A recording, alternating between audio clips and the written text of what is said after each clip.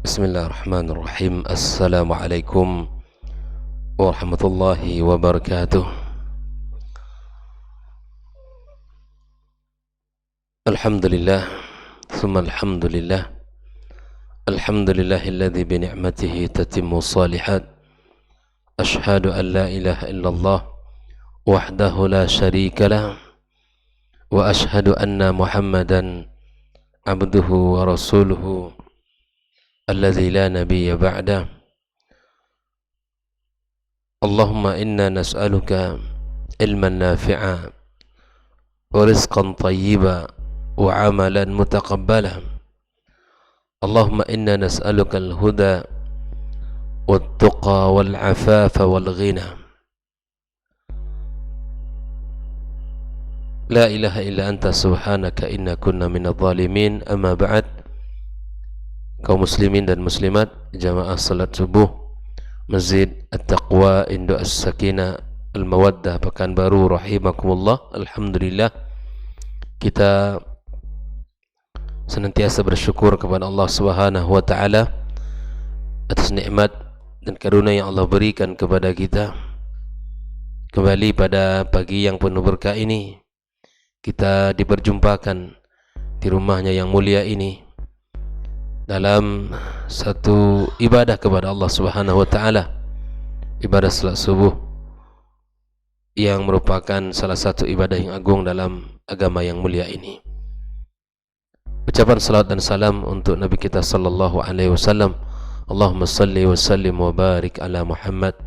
Mudah-mudahan kita mendapatkan syafaatnya pada hari kiamat kelak, hari di mana tidak bergunanya harta, hari tidak bergunanya anak-anak yang kita banggakan di dunia, kecuali orang-orang yang datang dengan hati yang penuh dengan keimanan kepada Allah Subhanahu wa taala.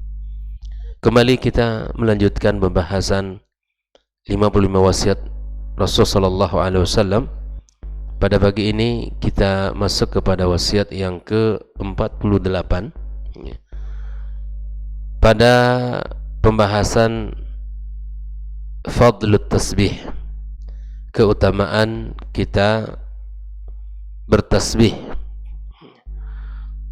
keutamaan di dalam bertasbih. Di dalam makna fadlut tasbih ini di mana bahwa Allah Subhanahu wa taala menjadikan bagian dari ucapan kita itu ucapan yang mengandung pujian kepada Allah. Itu tasbih, dengan mengatakan subhanallah. Dan ucapan tasbih ini bernilai sedekah di sisi Allah Subhanahu wa taala, di mana di saat Ahlus Suffah mereka datang kepada Rasul sallallahu alaihi wasallam dengan mengatakan, ya Rasulullah, dhahaba ahlud dusuri bil ujur. Orang-orang kaya kami ini, orang-orang kaya di sekitar kami mendulang pahala yang sangat banyak. Wa hum yusalluna kama nusalli. Mereka salat seperti kami salat. Wa yasumuna kama nasum, dan mereka puasa seperti kami puasa. Walakin yatasaddaquna bi fuduli amwalihim.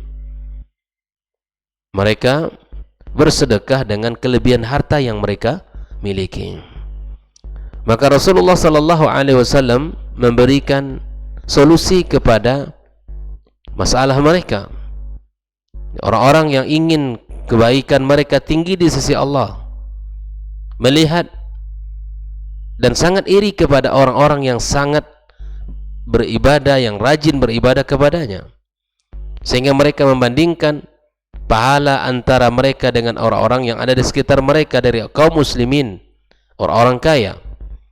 Maka Rasulullah sallallahu alaihi wasallam memberikan solusi kepada permasalahan mereka ini dengan mengatakan, awalaysa kullu tasbihatin sadaqah? Bukankah setiap tasbih itu sedekah? Wa kullu tahmidatin sadaqah? Bukankah setiap tahmid itu, alhamdulillah, itu sedekah? Wa kullu tahlilatin sadaqah wa kullu takbiratin sadaqah.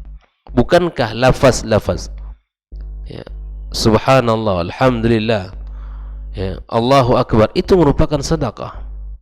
Maka mereka semangat untuk mengucapkan itu karena mereka merasa bahwa ini adalah solusi dari permasalahan mereka, dan mereka semangat untuk mendapatkan kebaikan yang sangat banyak di sisi Allah.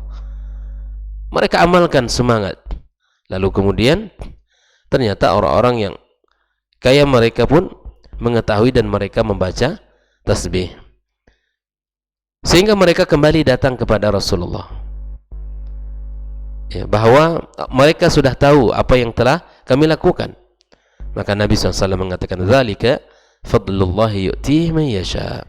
Dan itulah kelebihan-kelebihan yang Allah berikan kepada siapapun dari hambanya yang Allah inginkan. Artinya bahwa dari kisah ini kita dapat mengambil sebuah pelajaran bahwa kita berusaha semaksimal untuk membasahi lisan kita dengan mengucapkan tasbih, tahmid, takbir, dan ini merupakan dalam rangka zikir kepada Allah Subhanahu wa ta'ala. Karena ini adalah pesan Rasul. Di saat ada seorang sahabat yang datang kepada Rasul sallallahu alaihi wasallam, "Ya Rasulullah, ausini, wasiati aku." Maka Nabi SAW mengatakan, "La yazalu lisanuka ratban an zikrillah." Hendaklah lisan kamu itu basah karena banyak zikir kepadanya. Mengucapkan kalimat tasbih ini merupakan bagian daripada zikrullah subhanahu wa ta'ala. Dan orang yang ingat kepada Allah, Allah berikan kepadanya ampunan dan pahala yang besar di sisinya. Nah, oleh karena itu mari kita lihat beberapa keutamaan-keutamaan, ya, yang terkandung dalam pengucapan tasbih kepada Allah Subhanahu wa ta'ala. Hadis yang pertama dari sahabat Nabi Abu Dzar radhiyallahu taala anhu, dia berkata, qala li Rasulullah sallallahu alaihi wasallam, Rasul berkata kepada saya, kata Abu Dzar, "Ala ukhbiruka bi ahabbil kalami ila Allah?"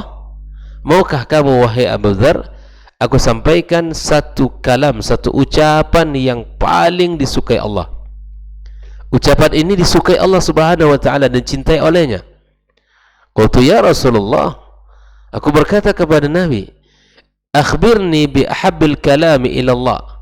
Tolong sampaikan kepadaku satu ucapan itu, ucapan yang paling disukai oleh Allah tersebut.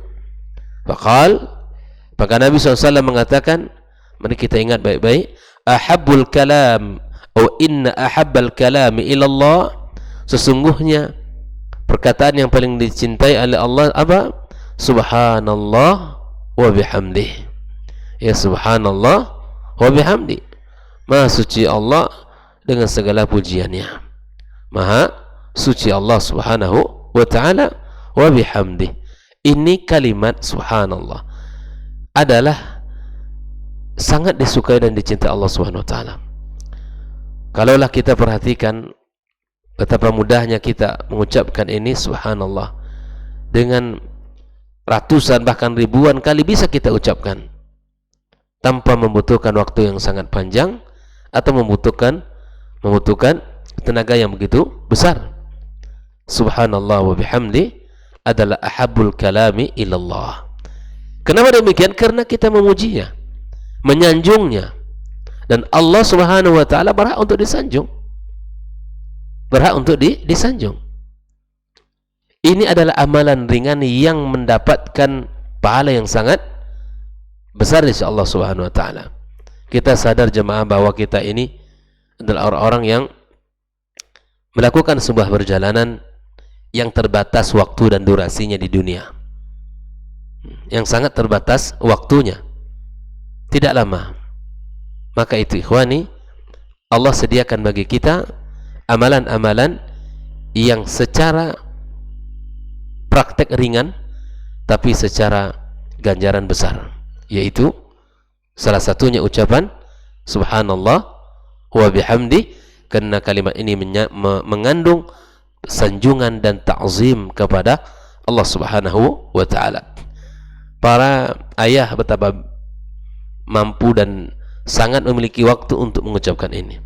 Ibu-ibu di rumah sambil menyiapkan diri menyiapkan anaknya, menyiapkan rumah tangganya, maka basahilah lisannya dengan memperbanyak mengucapkan kalimat ini, sehingga tanpa terasa satu hari itu mendulang pahala yang sangat besar di sisi Allah Subhanahu wa taala. Hadis riwayat Imam Muslim dan An-Nasa'i. Hadis yang kedua, wa fi riwayatin li Muslim anna Rasulullah sallallahu alaihi wasallam su'ila, dalam riwayat Imam Muslim bahwa Rasul sallallahu alaihi wasallam ditanya ayyul kalami afdal, ya, ucapan apa yang paling afdal? Qal mastafallahu li malaikatihi aw li ibadihi.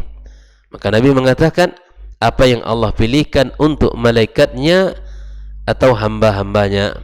Apa itu? Subhanallah wa bihamdi. Sama ini kalimatnya, subhanallah wa bihamdi. Dalam riwayat Imam Muslim, ketika ditanya apa ucapan yang paling baik yang diucapkan oleh seorang mukmin dalam kesehariannya, apa? Subhanallah wa bihamdi. Jadi sama-sama kita hidupkan ini.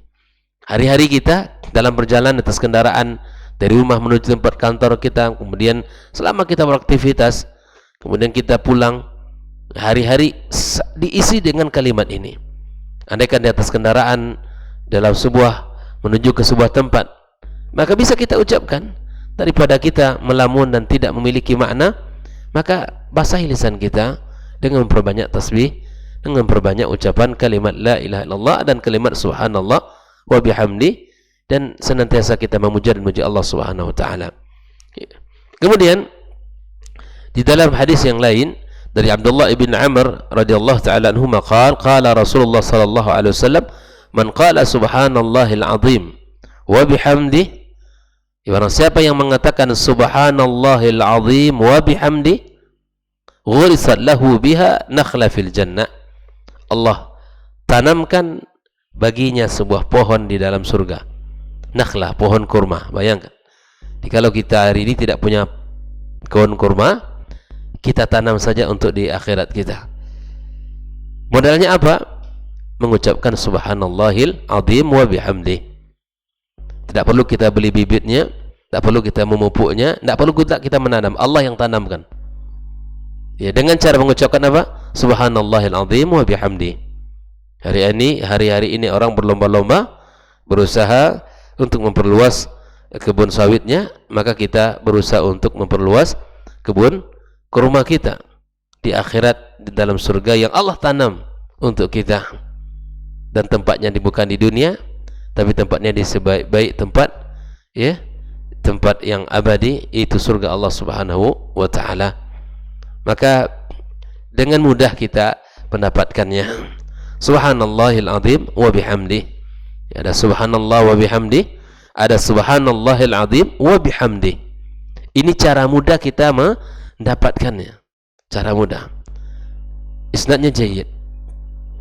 Kemudian yang keempat, ada hadis dari Abu Hurairah radhiyallahu taala anhu qala Rasul sallallahu alaihi wasallam, kalimatani khafifatani 'ala al-lisani thaqilatani fil mizan habibatani ila ar-rahman.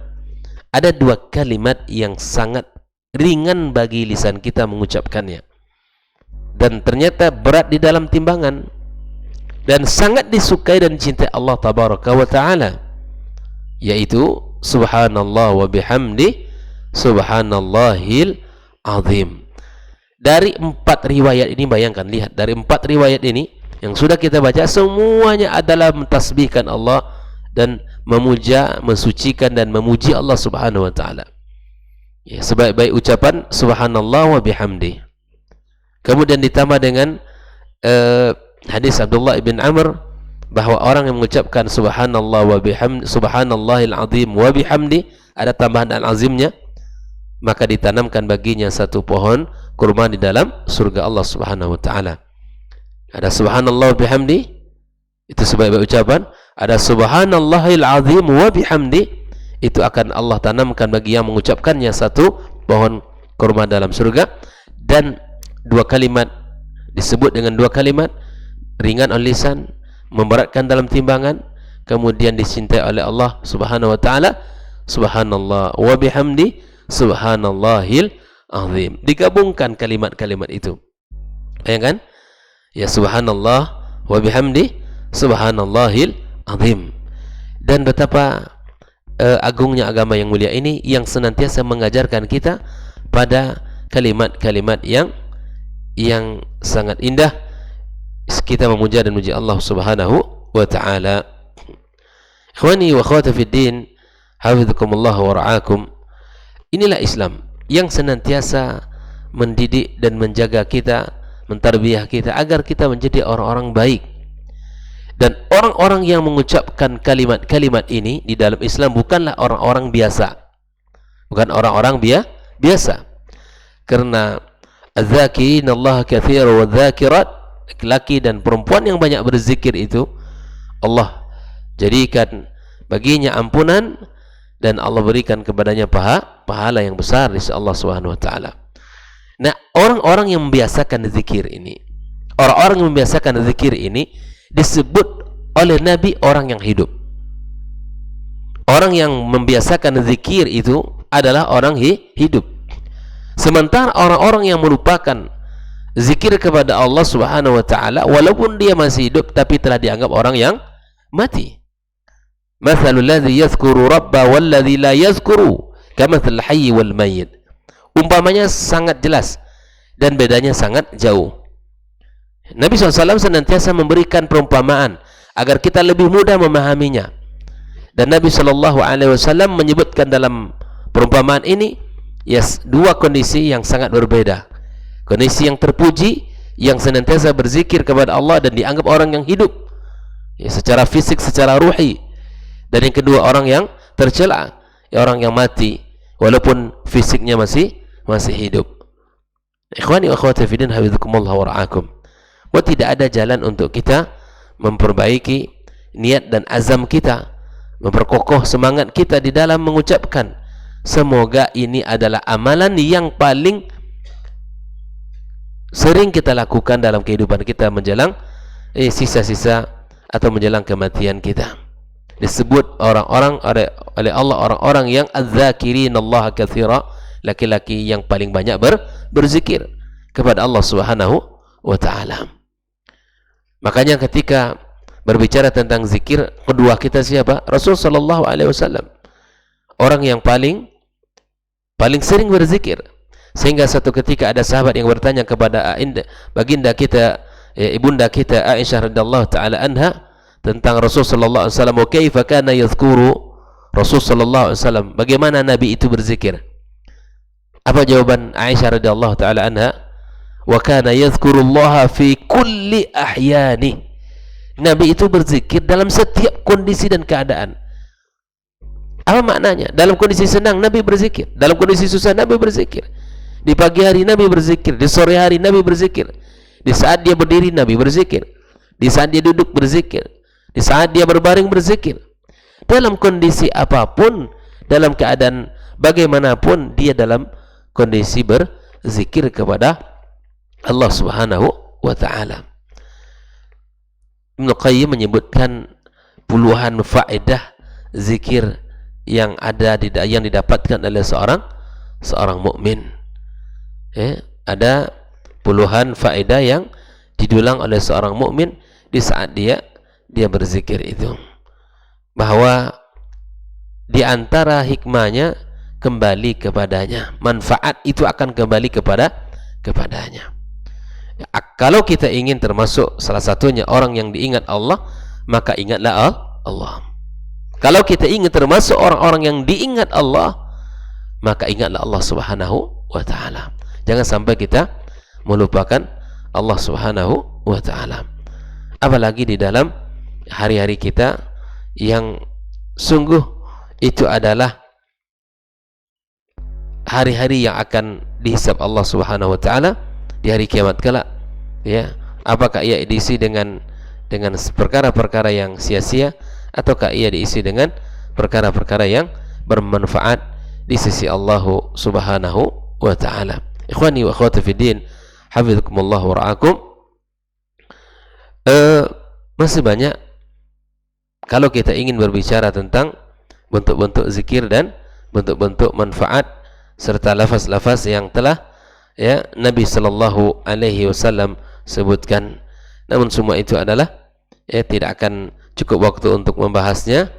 Ala kulli hal, bahwa kalau kita bisa mengamalkan kalimat ini, subhanallah wa bihamdi, subhanallah wa bihamdi, subhanallah wa bihamdi, sebanyak-banyaknya, maka ini menunjukkan kita lagi baik dan lagi tersambung dengannya, karena kita berada dalam ucapan yang paling dicintai Allah Subhanahu wa taala. Yang kedua, kita membaca subhanallahil azim wa bihamdi. Ini Allah tanamkan bagi kita satu pohon kurma di dalam surganya. Dan kita lafaz yang ketiga adalah subhanallah wa bihamdi, subhanallahil azim. Ini adalah sangat dicintai oleh Allah dan sangat memberatkan dalam timbangan seorang hamba nanti di hari kiamat kala. Mudah-mudahan Allah bimbing kita, Allah jaga kita, Allah arahkan lisan kita senantiasa bisa menyanjungnya dan senantiasa bisa kita memuja dan memujinya dalam setiap keadaan dan kondisi kita, sehingga kita mendulang pahala yang besar di hadapan Allah Subhanahu wa taala di hari kiamat kala. Kita mendapatkan banyak kebaikan-kebaikan yang sudah kita lakukan dan itu tercatat rapi di sisinya. Mudah-mudahan kita sekali lagi diberikan Allah Subhanahu wa taala semangat dan taufik untuk bisa mengucapkan kalimat-kalimat ini dalam keseharian kita.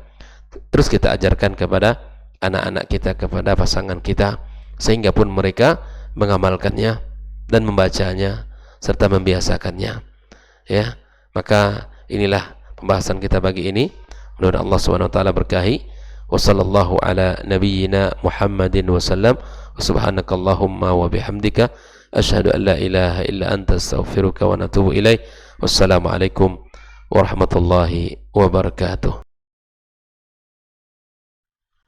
Orang yang keluar dari rumahnya menuju rumah Allah untuk menuntut ilmu syar'i, maka sungguh dia sedang berjalan di jalan ilmu, dan itu akan memudahkannya untuk menuju surga Allah Subhanahu wa taala.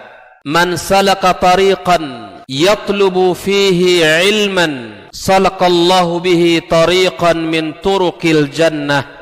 Barang siapa yang menempuh sebuah jalan, jalan yang ditempuhnya adalah jalan menuntut ilmu, maka Allah akan mudahkan jalannya untuk menuju surga Allah Subhanahu wa taala. Orang yang berangkat ke masjid untuk menuntut ilmu syar'i dianggap sebagai jihad fi sabilillah. Nabi alaihi salatu wassalam bersabda, "Man dakhala masjidana hadza," barang siapa yang memasuki masjid kami ini, yakni Masjid Nabawi, liyata'allama khairan, untuk belajar atau mempelajari kebaikan, au yu'allimuhu, atau dia mengajarkan kebaikan, kal mujahidi fi sabilillah, adalah seperti orang yang berjihad di jalan Allah.